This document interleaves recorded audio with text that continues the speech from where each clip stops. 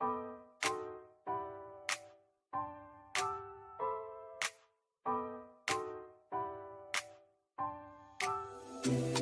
gotta tell you something I could do. I could be running around chasing. You're watching Pyro Media Network.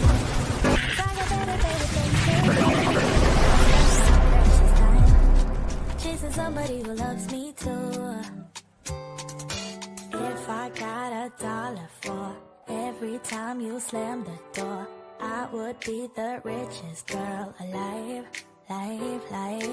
If you hadn't run away every time I asked you stay, you would sleep right next to me tonight.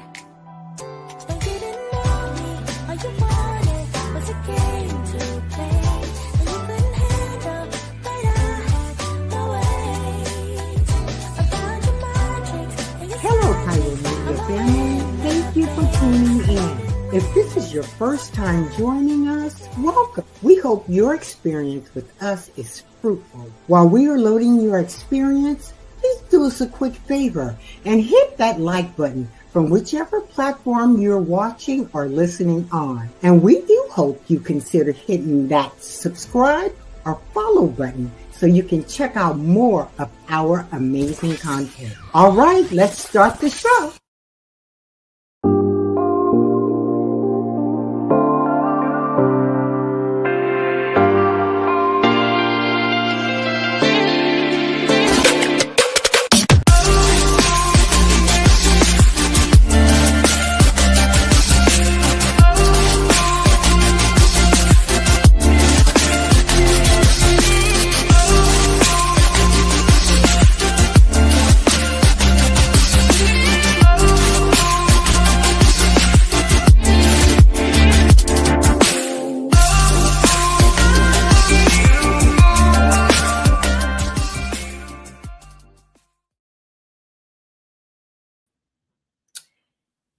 Hey. Happy Friday, Junior, y'all. I'm Nicole D. Vick of Nicole D. Vick Live. Hey. Look at you putting that doctor, don't get me in trouble now. Child. And it's so funny because people are literally still are already calling me doctor. And I'm like, I ain't finished yet. I'm still writing my chapters, but I'm not going to fight that. I'm going to accept it because it's coming. It's not like it's not coming. So I'm just going to embrace it. Yes. So, but I just need somebody to write my chapter 4 and chapter 5 for me. And then I'll just name your price at this point because yeah. Anyway, thank you so much for being here.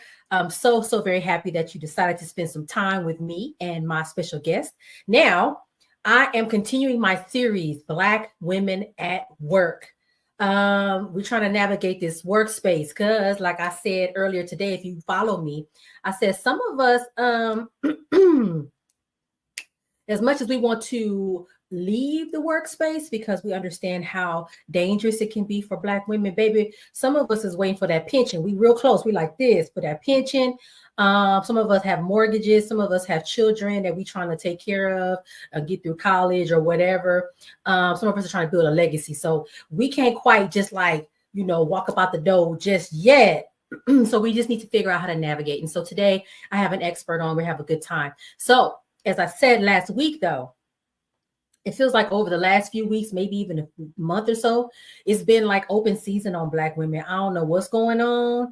I don't know whose shoes we stepped on. I don't know, but something is going on.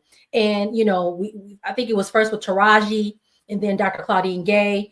And then we had someone actually literally pass away due to workplace bullying and all sorts of things. And it just was like, wait a dang on minute.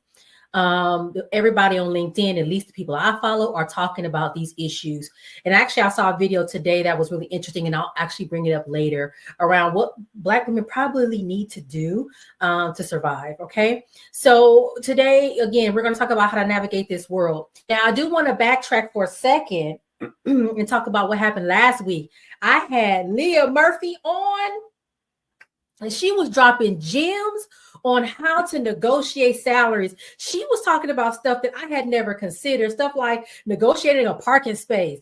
Listen, I wish I could negotiate a parking space. I work downtown Los Angeles, and like I don't. I was gonna say I have to take the bus. I don't have to, but I refuse to pay $8 to park my car. Are y'all gonna wash her? Is Felicia gonna get washed while she there? No, then let her stay here at the driveway and be good, and I'm just gonna catch the bus, right?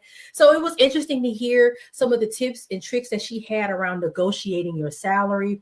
Really important things like, again, I had not even considered, and I've been working for 20 years.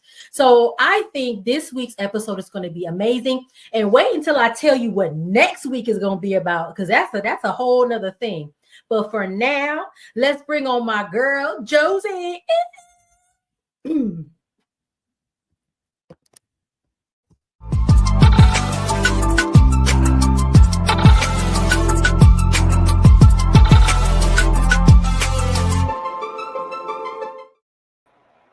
friend. Hey, how are you? Long time no see. I know. Well, thanks for having me.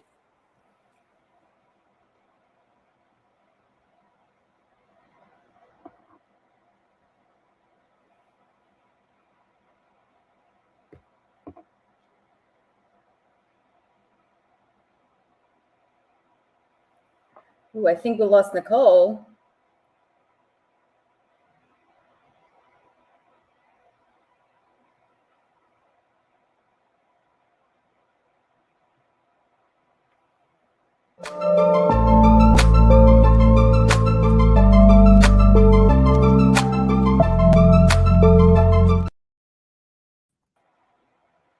Child, listen, let me tell you something about the devil.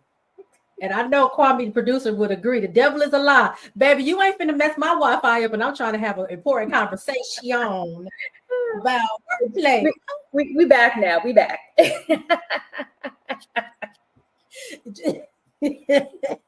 I'm glad. Luckily, I'm quick. I'm quick with it. I said, okay, hold on, mobile hotspot. Boop, boop.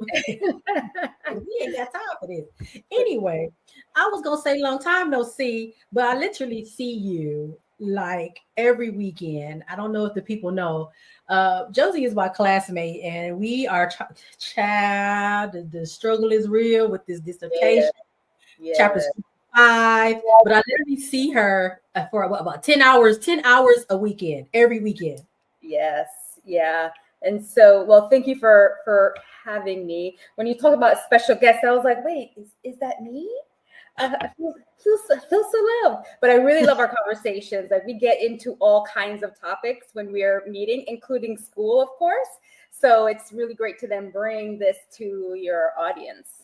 I almost feel like we should probably set up an episode. We should just turn the camera on one day while we talking, because it's the gamut of everything. All the things. Everything. And it's like, girl, did you see that? I know, all the things. It's great. But you have an HR background. You're an HR expert. You've been doing this for a long time. And so I thought you would be a great person to talk about work and navigating work. We're going to really talk more broadly about some of the things that are happening, the current events, and even help understand like the disparities. We talked through this already yesterday, but I think this is going to be a really good conversation. And I'm going to ask you what I asked Leah last week, like, how have you been feeling about everything? I guess to me, it started with Taraji, then Dr. Claudine Gay, they kind of forced her out, right? They didn't tell her she had to go, but they kind of made it impossible to really thrive. And then we lost someone, right? Someone literally is not here because of workplace bullying. How does that make you feel? Yeah. Well, I think whenever we talk about these sort of institutional racism and social injustice and all the things, it's really sort of nuanced and complex. And that's what I felt, right? And I felt very different for each of them. So, for example, from Taraji, I thought, okay, like, we sort of knew that Monique tried to tell us a few years ago, but whatever your poison may be, whether it be ageism, colorism, fat phobia, elitism, like whatever it is, it didn't feel like there was a whole lot of support, right? And so we know that Black women typically get paid much less than their white male counterparts. And so I've got just a couple of numbers that I wanted to throw out there, just as an example. So according to, and I'm just sort of reading here, but according to the National Women's Law Center, Black women with a bachelor's degree typically earn about $50 less than white male with a high school diploma, at around $46,000. Black women needed a master's degree to earn $56,000. I'm just rounding here, slightly more than white men with an associate's degree at $54,000. Right. So we know that this issue continues to be pervasive. So, but at the same time, I thought, okay, like I felt hopeful because we had someone at the level of Taraji talking openly about this, finding the language. And one of the things that she had been saying is she's doing it for those people who are coming up. Right. And so I thought, okay, well, maybe there's something that's going to be done. Maybe there will be others who are, going to be sort of advocating for Black women equity and pay in exposure in Hollywood. So that's I know. I know. So I mean, what were your thoughts on that? And it's funny because I feel like it was interesting to hear her say it and then be able to say, but that's not just her industry that it happens. It happens. Right. Across all of them, it's like that. Right. And for you to outline that pay disparity, it just, at this point, I'm like, what the heck? And I wasn't going to say heck, but what are we doing? What are we doing? Yeah. And really quickly, I'll say this before we move on, because I know you want to talk about the other two. I follow someone on TikTok and LinkedIn, Tammy Triolo, really great woman. She does a lot of social justice equity work. And one of the things that she said is like, we need to divest from this whole Black excellence thing. Mm-hmm. It's not paying off for us, and it's actually killing us. It's harming us. Mm-hmm. And I think that's kind of where I feel. It's like, what are we doing this all for? If I can get almost to a doctorate degree, but I'm still going to earn less than a white man with a master's degree or lower, why? And now, on top of me having the degree, now I have a whole bunch of debt. It's like we got bamboozled in a way that is highly disappointing. And I think the last thing I'll say, then I'm gonna be quiet because it's supposed to be an interview. This is a discussion. It's a conversation. Right. One of the things she said was like, we keep wanting America or society to adjust itself so that we are treated better and that pay disparity goes away. And she was like, no, we are going to have to do this for ourselves because society doesn't care. And I'm like, you're right. They don't. They enjoy Black suffering. So, oh, well, you make less, too bad for you. So what? Right? It's not going to, all of a sudden, we're going to wake up tomorrow and society is going to be like, oh my gosh, we have done you so poorly. I'm so sorry. It's not going to happen. So we're going to have to save ourselves. And I think that's where, for me, Dr. Claudine Gay was like, oh, you know what? Let me go ahead and resign. Yeah. Well, I think to your point about having to do things for ourselves, I think what's important, maybe this is an unpopular opinion, is we need to understand how to play within these power structures, right? How to sort of get things done within these structures that we're faced with. And how we sort of move it along. And so I'll talk a little bit about sort of like, development and different things navigating a little later. But I mean, as it relates to Dr. Gay, and as an aside, I just learned that she is Roxane Gay's cousin. Really? Yeah, I had no idea. I read a couple of her books. I don't even know why I didn't even guess that. Like, duh. I know, I didn't guess that, but I was highly impressed. But look, did I think that her responses were good? You're doing the hearing, not really. But what I thought was, when you have a senior individual getting ready to be in such a public place, there is always preparation. She was not prepared. She was not supported in the way that she should have been. Right. They put her out, but I would say that was intentional. Yeah. They put her out. I think what they figured out was, we made a mistake hiring this Black girl. Yeah. What? It was really unfortunate. But what I also thought was, she is new in her role. She was 6 months in. She was the only one, right? And so where was that grace for her? Where was that support for her? And we know what the answer to that is, which was extremely unfortunate. So yeah, I mean, now, like, I don't think there's going to be another Black woman at Harvard. That was the end. Because what they'll do is decide that, see, they're not, they don't do well. See, we were doing her a favor, and now look what happens. So we're not doing that again. And that's what happens. And it doesn't happen just to her, it happens to a lot of people. And she even said that in her op-ed, this is not about me. This is like the what is it, the canary in the coal mine for every other industry. This is going to be the beginning of the end for a lot of folks. So yeah, and if you think about the attack on DEI that's currently happening in, organizations have really significantly let up on their commitments. So you got 2020, and everyone was sort of this social justice warrior, and now they're backing up. I read a study recently, I think it was McKinsey, that said, like, despite all those promises, Black women still face racial trauma.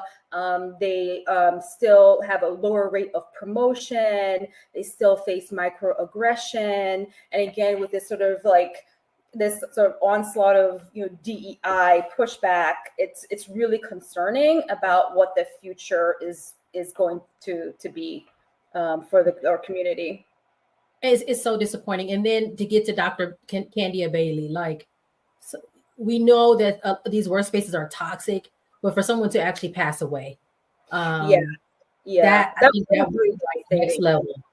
Yeah, that was really devastating. I mean, look, I came into HR because I thought, it would be a really unique opportunity to impact people, right?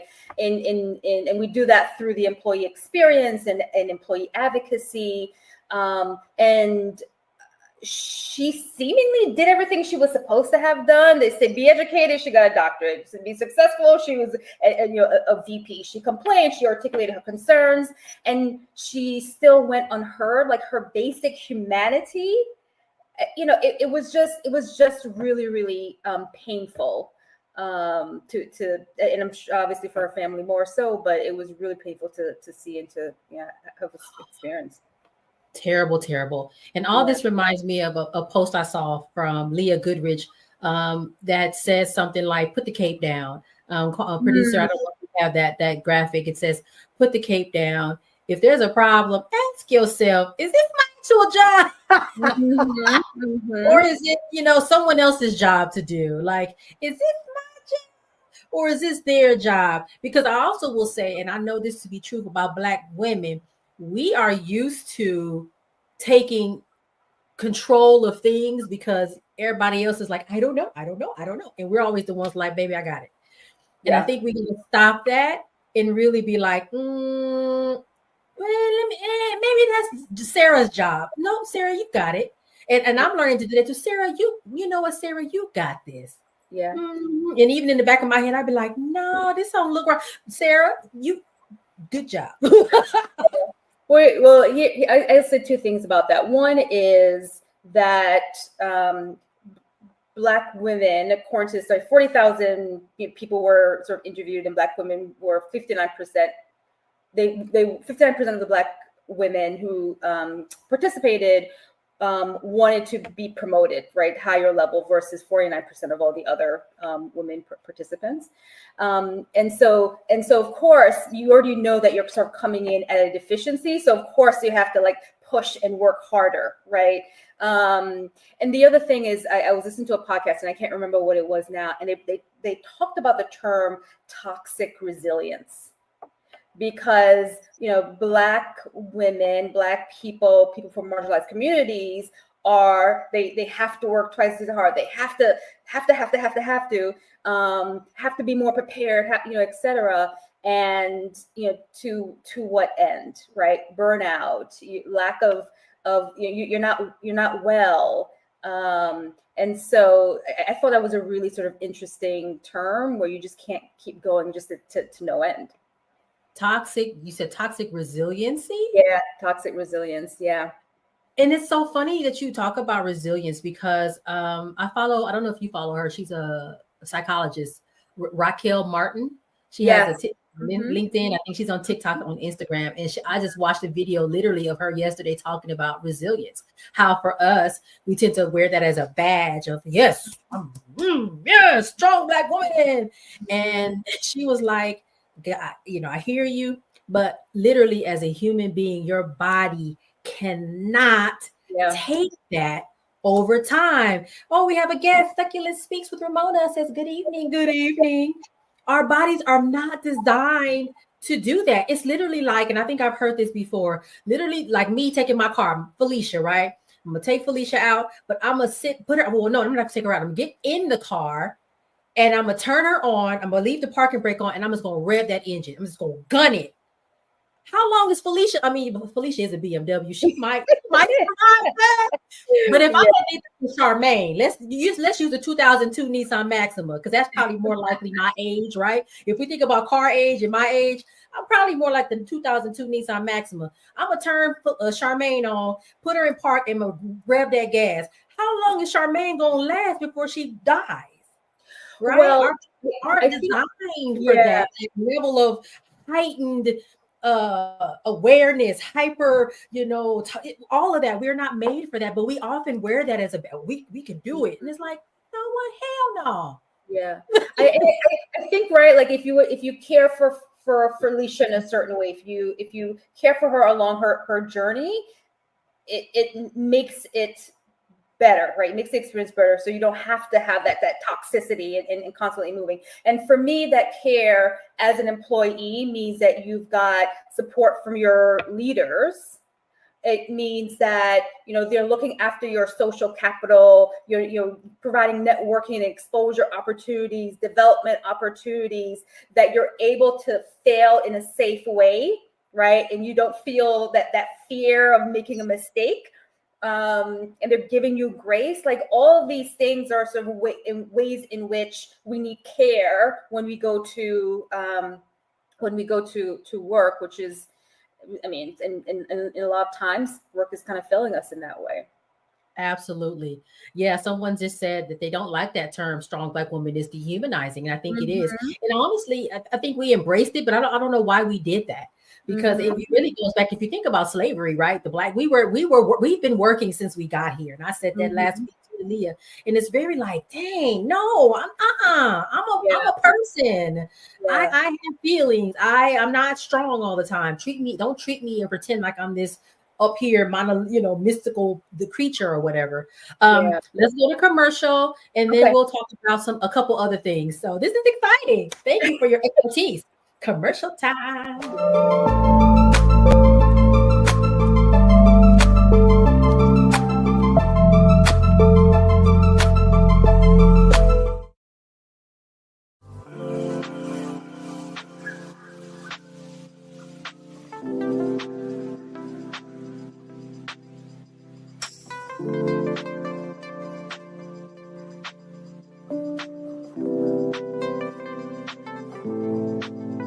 Because self-care should be luxurious.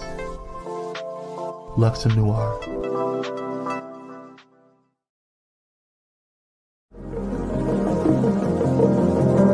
Hey pilots, did you know that you can now catch the electrifying sounds of Bulletin Flight Radio anywhere you go?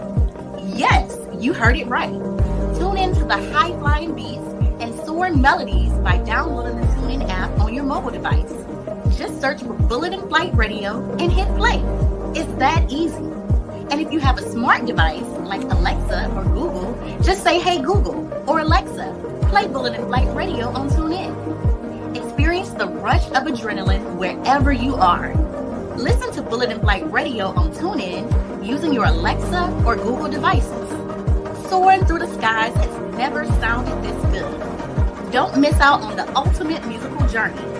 Tune in now to Bulletin Flight Radio on TuneIn and let the music take you on an unforgettable ride. Get ready to elevate your listening experience. Brought to you by Bullet in Flight Radio.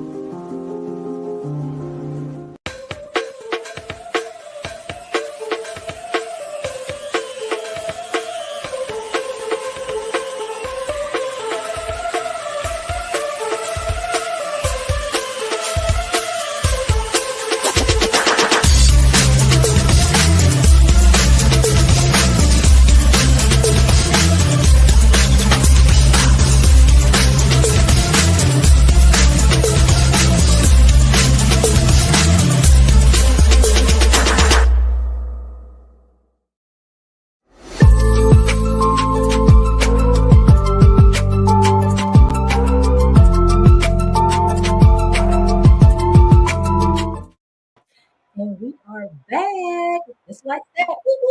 So proud of Pyro Media Network. 8 years. I'm like, wait a minute now. Congratulations. I'm so excited to be part of the Pyro Media Network family.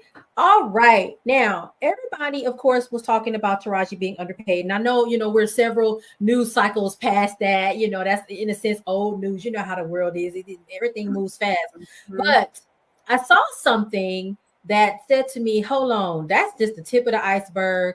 There's a bigger problem at hand, and we need to talk about and look at this. So there's a graphic that we're going to put up. It's a graph around wealth.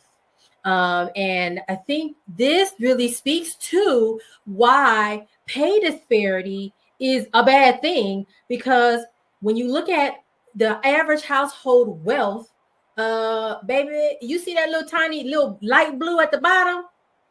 That's Black people. That little tiny blue, and then you see that orange and that yellow and that big dark blue.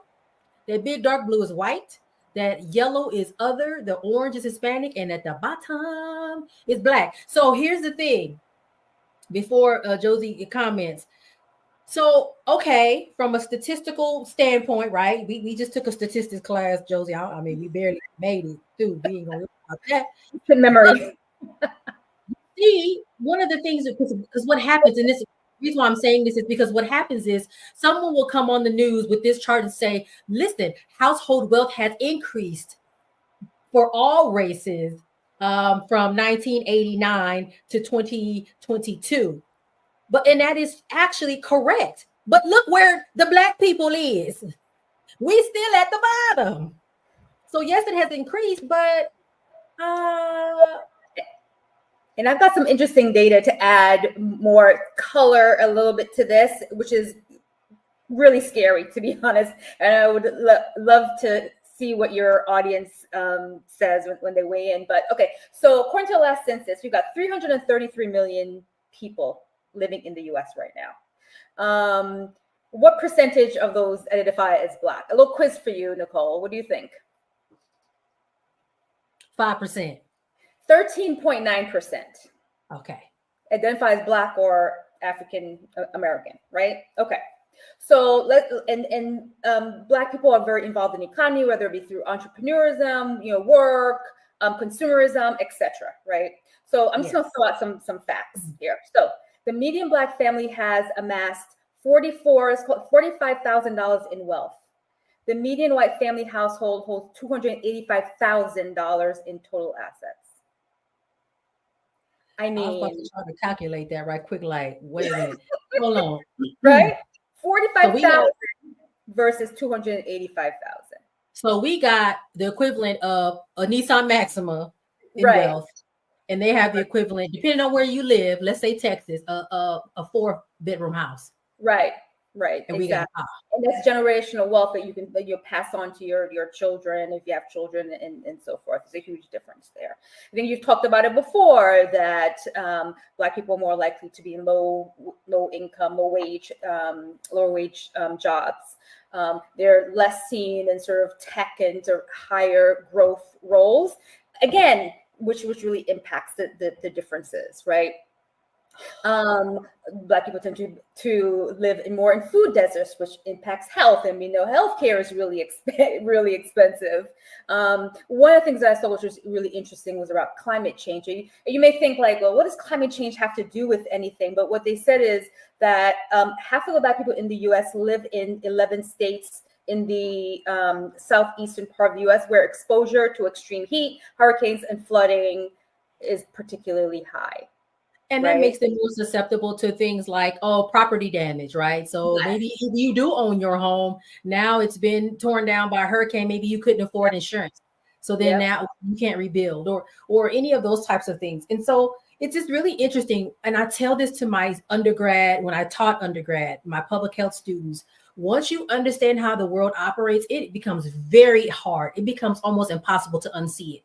Once you realize, wait a minute, the way things happen aren't always by choice. We think we have choice and we really don't. And the reason why I'm saying this is, in regards, going back to what you're talking about in regards to occupation, what types of jobs Black people go into and why. A lot of it is by design. We sort of push people into certain spaces. And it's really interesting. I was reading an article about the job market for Black people in South Los Angeles, maybe in the early part of the century. Well, maybe like in the 19 somethings. I don't remember. But what they were saying was, on the one hand, Black people were actually, in a way, doing really well. They could buy their homes. More Black people own their homes in LA than they did in other parts of the country. But what was happening is, you start to get into the workforce, you got cut out intentionally out of certain industries. So in LA, it was the automotive industry and it was the aerospace industry that were really big.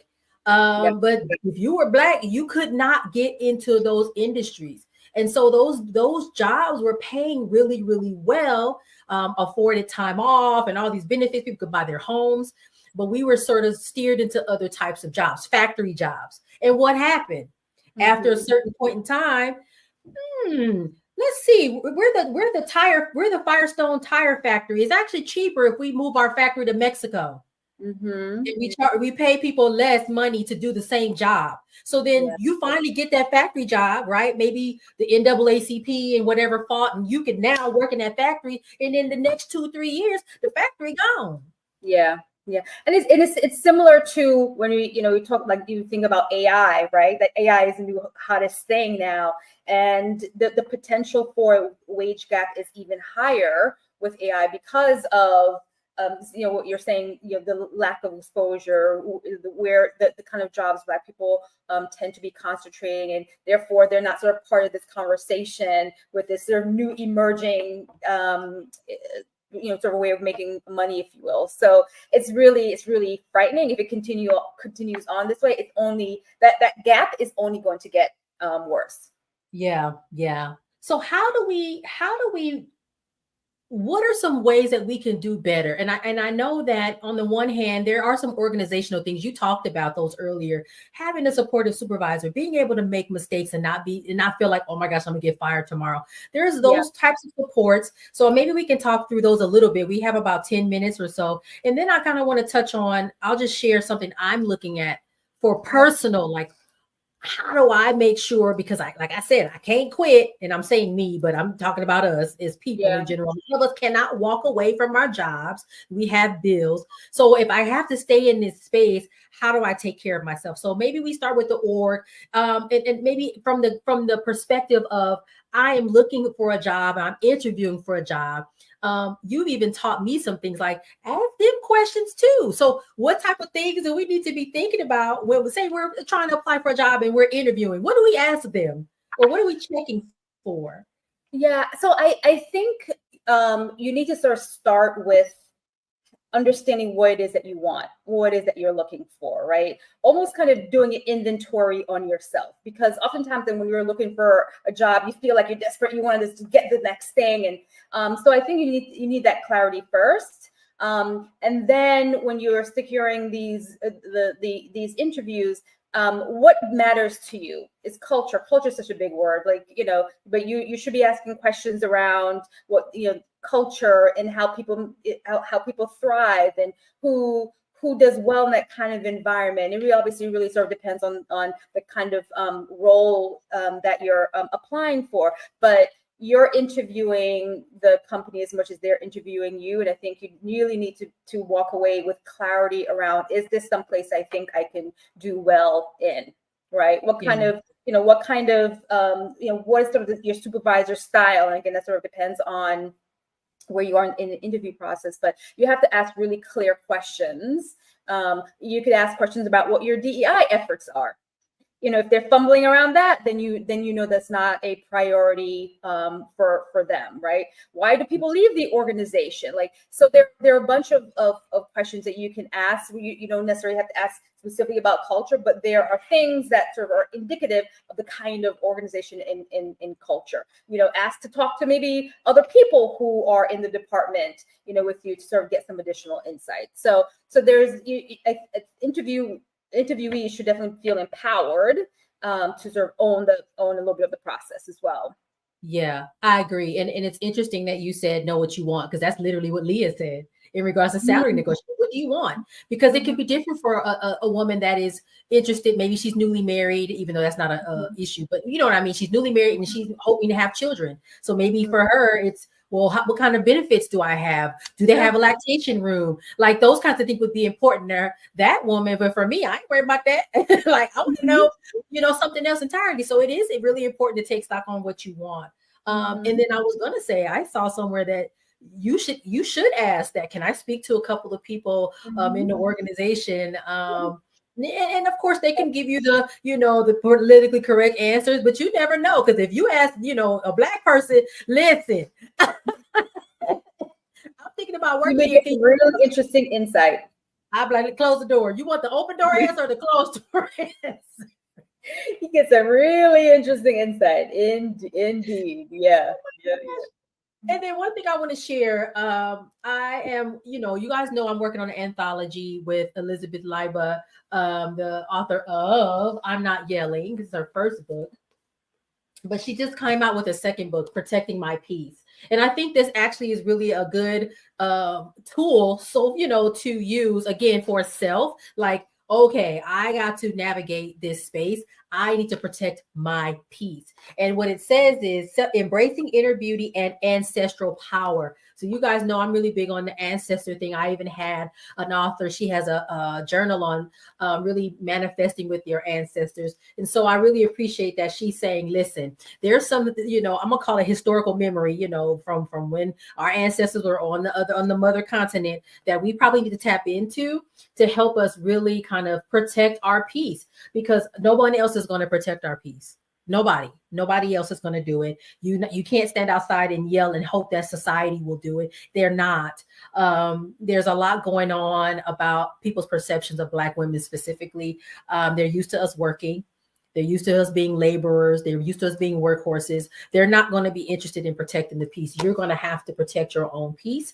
And so I suggest that, folks pick this up. It's on Amazon as one tool. Self-care is another one. Having friends, like I said, me and Josie, I'd be like, girl, woo! Having that too, that sounding board, and and like, am I crazy? Are you crazy? No. Yeah. It's also really, really important. Therapy. Yep. Also important.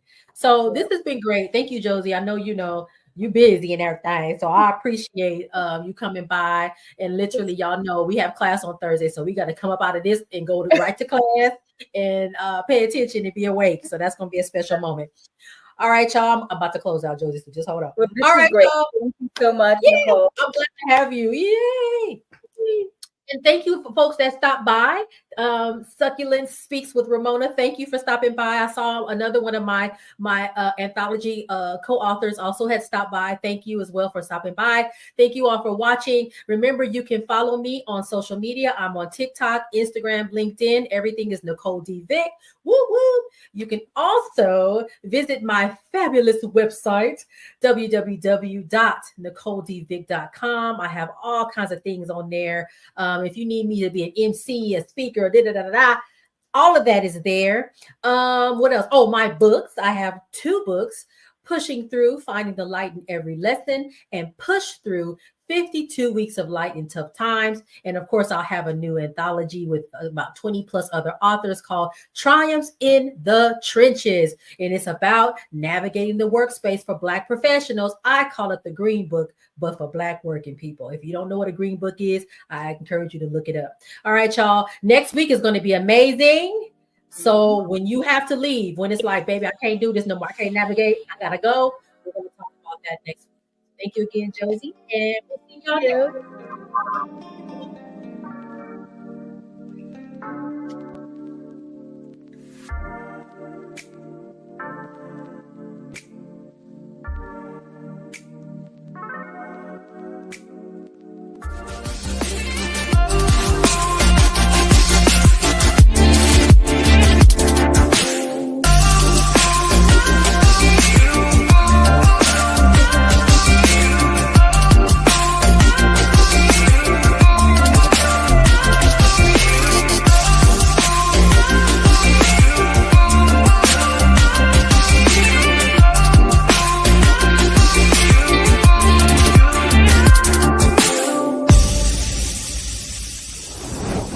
Thank you for watching Pyro Media Network. For more information, please visit pyromedianetwork.com.